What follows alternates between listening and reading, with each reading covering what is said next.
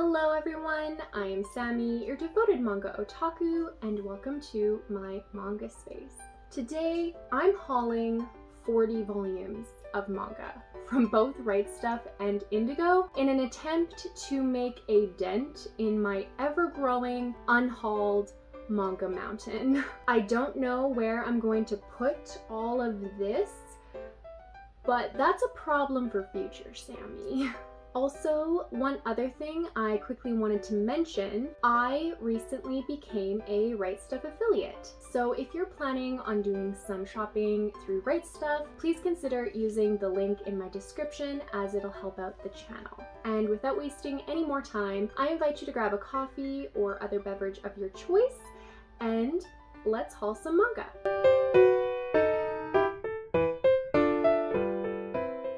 Okay, so first we're going to haul a series that's 3/4 of the way unboxed, and then the other quarter is in this Rightstuf package. I'm going to open the box so that I can show the volumes in order, and it's a massive series, my biggest one in fact, so brace yourself. I'm going to try to smile a little more while I unpackage these manga, because in my last haul video I looked so pissed off while I was opening all of the packages. The best sound in the world. Oh. Spoilers. Oh my gosh. Oh, I'm getting hot. I'm getting excited. First, we have volume 1 of, drumroll please,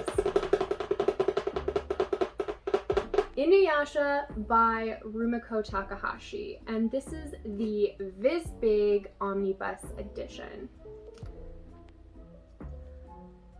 Oh wow. I am going to show you guys the rest of the volumes that I have. I don't have the entire series, but we've got a good chunk of it here. So we've got volume 2, volume 3, volume 4. This cover is adorable. Volume 5. There is a bit of damage on the spine, but it's not too bad. And then we have volume 6, volume 7, volume 8, and volume 9. Hopefully my hands aren't covering the pictures. Volume 11 and 12, or 10 and 11. And then we have volume 12. I think altogether there is 36 volumes here. It's a lot of manga. So Inuyasha is by Rumiko Takahashi. It is published by Viz, and it's rated for older teen. Now, I ordered the entire Inuyasha series way back in November because Rightstuf was selling the volumes in bundles, which was super duper cheap.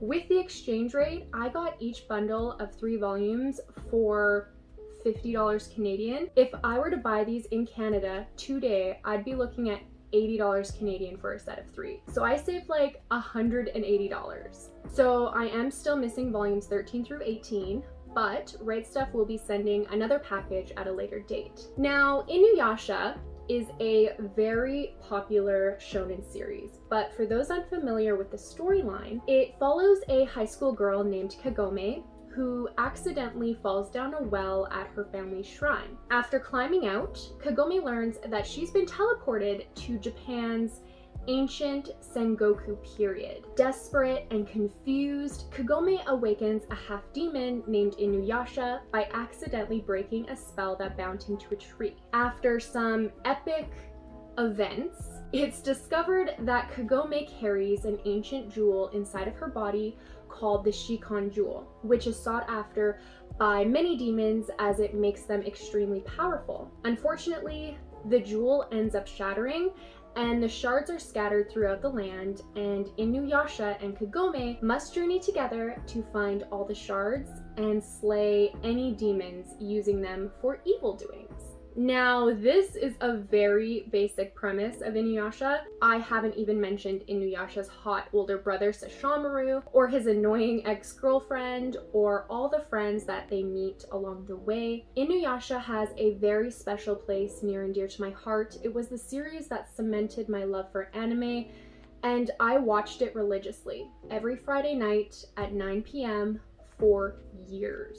This series has been on my wish list since forever, and part of me feels whole now that I own it. Well, now that I own part of it, most of it.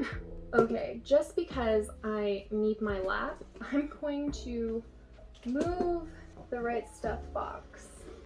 And there goes my plan. Never happened.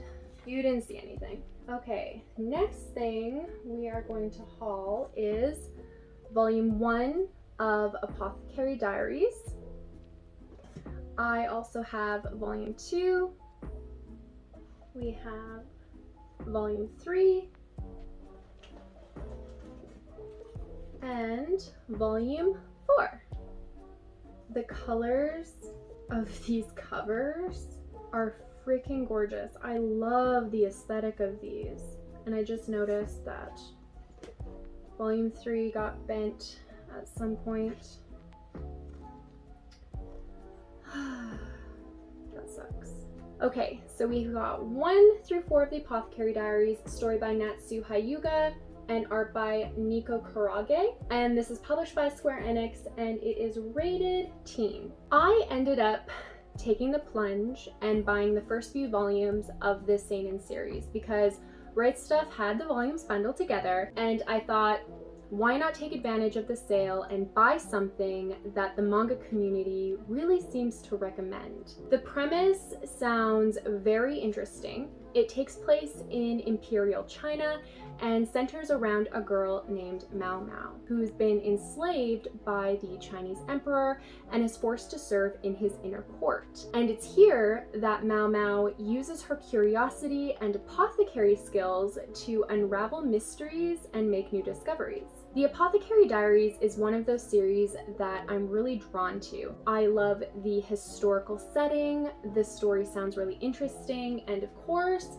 the art is beautiful. In my last haul video, I hauled the newest volume, so I have 5 volumes in total, and I hope I can read them soon. From the reviews I've read, I'm fairly certain that I'm going to fall in love with this manga. And then we have Volume 2 of Codename Sailor V, and this is by Naoko Takeuchi. This is published by Kodansha. It's rated 13+, and it looks stunning. You guys see the sparkles? I'm so ecstatic to finally be hauling this last Eternal edition, and now my Sailor Moon collection is finally complete. If you didn't know, Codename Sailor V is a prequel series to Sailor Moon and follows Sailor Venus on her adventures before meeting the other Sailor Senshi. I read the first volume way back in January, and it was fascinating to watch Minako's personal journey and growth. This prequel has been sillier and more comedic than the main series, but it helps flesh out the Sailor Mooniverse, and I love seeing the Easter eggs. I definitely want to read this sooner rather than later, as it makes sense to finish the prequel series as soon as possible. Okay, and up next we have Volume 4 of A Tropical Fish, Yearns for Snow. I was missing volume 4 for some reason. I never did order it, but I've got it now. I also ordered volume 8, and then I also have another volume in a package.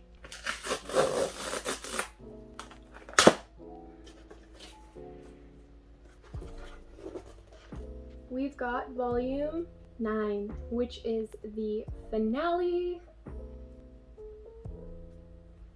I am just realizing now that the girls are not in the ocean. I think every single volume depicts them in the water, but they're on the beach in this one.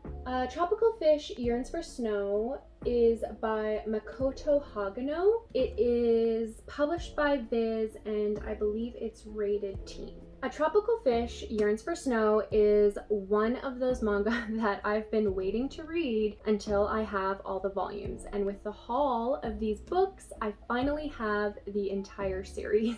I don't hear many people talk about this manga, but the narrative centers around two girls who meet at their school's aquarium club. Apart from that, I don't know much about this, but I'm excited to own a girls love manga series focusing on a lesbian relationship between teenagers, as most of my Yuri series feature adult relationships. The illustrations are pretty and clean, and I love the aquarium club setting. It's very unique. I will be picking this up when I'm in the mood to read something pleasant and cute. You guys have no idea how big this pile of manga is right now. I'm afraid it's gonna topple over, actually. And then we have volume 4 of A Man and His Cat. I also have 2 more volumes that I ordered very recently, and that is both 5 and 6. Oh, these look adorable! One thing that I did notice just now, putting all the spines together, is that volume 5 doesn't have like a little cat head showing what volume it is. All of the other volumes have that. Did they just forget? Okay, so A Man and His Cat is by Umi Sakurai. It is published by Square Enix, and it is A for all ages. In my latest reading vlog, I talked about how much I adored the first 3 volumes of this series. I ended up rating the first 3 5 stars, so naturally I had to order my missing volumes. For those unaware, A Man and His Cat is a slice of life story following a widower who ends up adopting a very lonesome and self-conscious cat whom he names Fukumaru. Watching these lonely souls find one another, navigating their daily adventures and learn new things about each other, it's pure wholesomeness. However, it can also be quite painful, as both the man and his cat have suffered in their pasts. Overall though, it's a very heartwarming series. It'll make you laugh, it'll make you cry, and it will truly resonate if you've ever owned a cat. This comes highly recommended from me, and I'm really looking forward to continuing this story. Alright, so we're gonna open this Amazon package. Alright, so we've got volume 17 of Takane and Hana. And then in my Rightstuf box, we also have the final volume, and that's volume 18. And this is also the limited edition. I think it comes with like a little book or a little post. It's a little extra book. It says bonus sequel stories. Cool.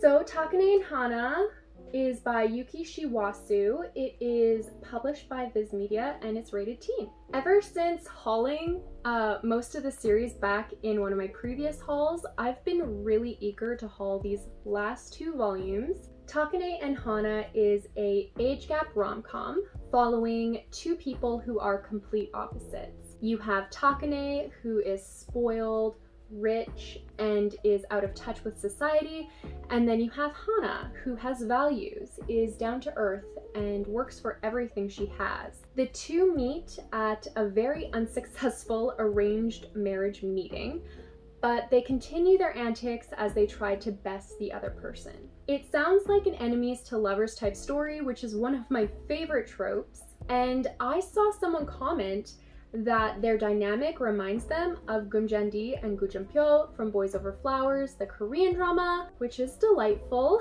I love the relationship between those two. Plus, I heard that it's really funny because the characters are constantly bickering and bantering. I plan on getting to this series sometimes this year. I'm way behind on my Goodreads reading challenge, so I really need to read some larger series in order to pump up my numbers.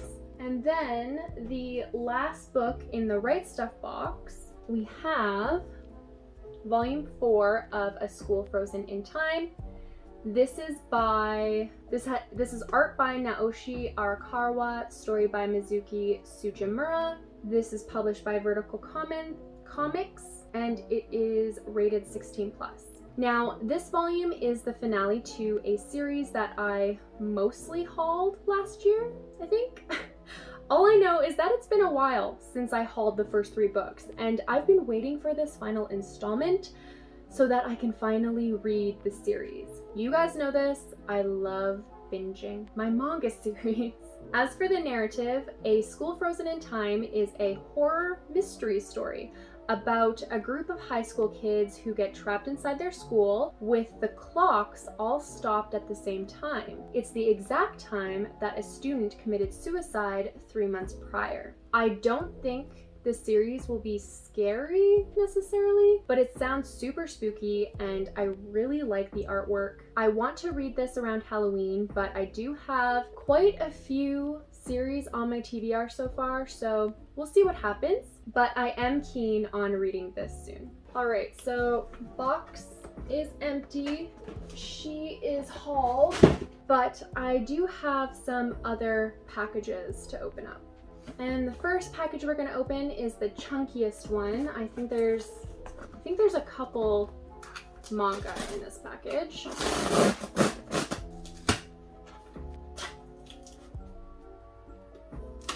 All right, and the first book in here is volume 5 of Mieruko-chan. This is by Tomoki Izumi. It is definitely rated 18+ or 16+, older teen, and it is published by Yen Press. I read the first 3 volumes of Mieruko-chan last year. I'll leave a card on the screen if you want to see my spoiler-free thoughts, but to put it briefly, I was impressed. The premise centers around a girl who suddenly can see grotesque spirits, and her plan moving forward is to pretend they don't exist. I think I gave the whole series, or the first 3 volumes of the series, 4.5 stars, but the 3rd volume was by far my favorite because the story takes a darker shift and the narrative becomes more compelling and less of a gimmick. The manga is really funny, but also terrifying, and I'm really invested in the mystery surrounding Mieruko-chan's powers. My plan is to read volumes 4 and 5 closer to Halloween and hopefully discover more about Mieruko-chan and why or what's haunting her. And then the next book that we have in this box is volume 5 of A Sign of Affection. This is by Sue Morishita. This is published by Kodansha and it is rated 16+.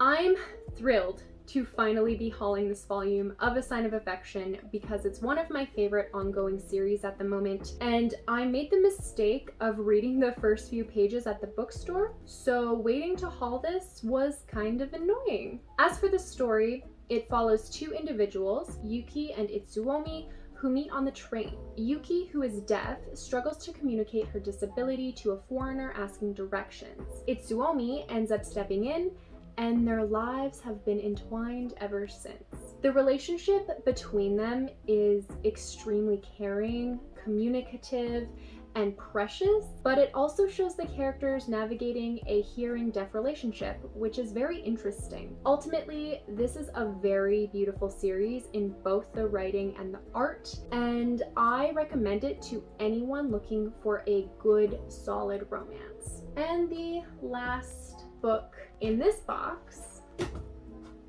is Yashahime, Princess Half Demon, story and art by Takashi Shiina, main character design by Rumiko Takahashi. This is published by Viz, and it is rated teen. I couldn't collect the Inuyasha manga without collecting this brand new spin-off series. Now could I? I first heard about this series when the anime was announced, but I decided I wanted to experience it through the manga. From my understanding, the narrative follows Inuyasha and Sesshomaru's children as they are training to become demon hunters. I never in a million years thought something like this was possible. Just the thought of getting to see the next generation is glorious.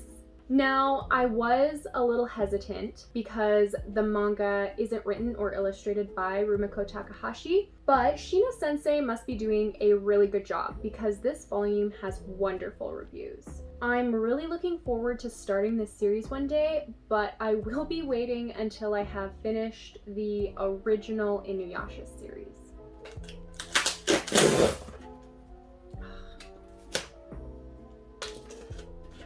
Life is pain. I just don't want to break a nail. That would be horrific.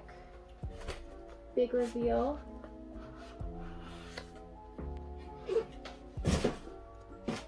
Volume 5 of Skip and Loafer. Oh, it looks so cute! Story and art by Masaki Takamatsu. This is published by Seven Seas Entertainment and is rated 13+. This is another ongoing shoujo series that I've been thoroughly enjoying because of its lovable cast, the lighthearted humor, and adorable lead character, Mitsumi. Basically, Skip and Loafer is a wholesome, slice-of-life story about a country girl moving to Tokyo. You get to watch her meet new people, adjust to school life, and experience new things. Skip and Loafer is the ultimate comfort read, and I'm thankful to have held off reading volume 4, so now I can binge 2 volumes at once.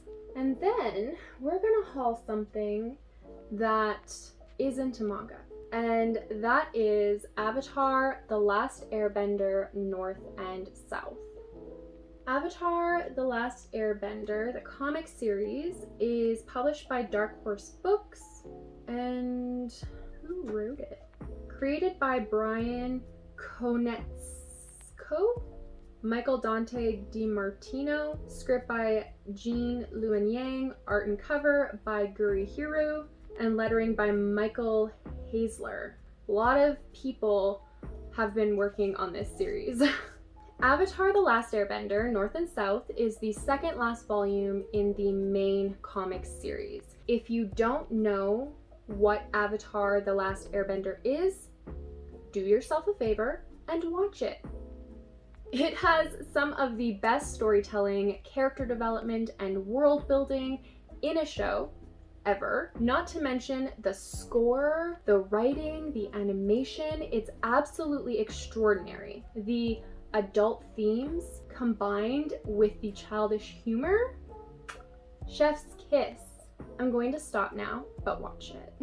Anyways, the main comic series is a sequel to the TV show, and this installment focuses on Katara and Sokka discovering that their small hamlet in the south has become a thriving city. To my shame, I have yet to start the Avatar comic series, and it hurts even more because I pride myself on being a huge fan of Avatar. So yeah, I'm definitely aiming to read 1 or 2 volumes before the end of the year. Okay, we're almost done. We're almost there. These last packages, I believe, are mostly part of the same series. So I'm just gonna start opening these up.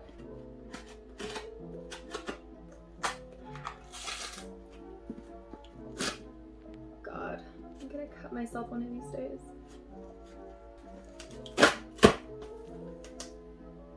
All right, so we've got volume 3 of Goodnight Poon Poon.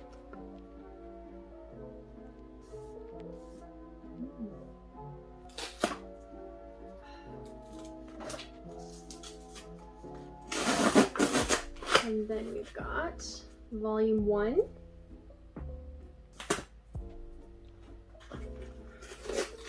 That's great, I'm doing great.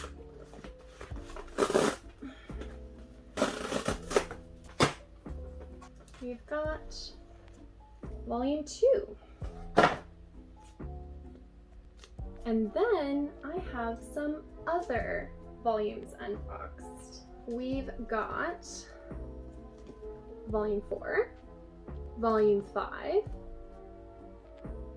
volume 6, and volume 7. I am in love with the spines of this series. Oh, this is heavy. So, Goodnight Poon is by Inyo Asano. It is published by Viz Media and it is rated mature.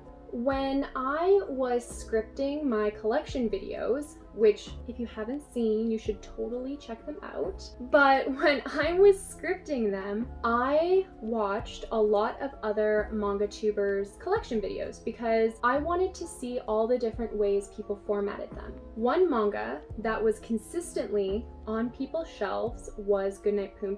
And I took that as a sign that I needed this award-winning series in my life and in my collection. I don't know much about Goodnight Poon, but I believe it is a dark slice of life coming of age story centering around an elementary school aged boy struggling to cope with his life's problems, including his parents' marital issues. I've heard that it's very depressing and features both mental illness and domestic abuse, but I also heard that it's really powerful. I'm extremely intrigued by the story, and I'm thankful that I get to add this highly revered and adored seinen series to my collection.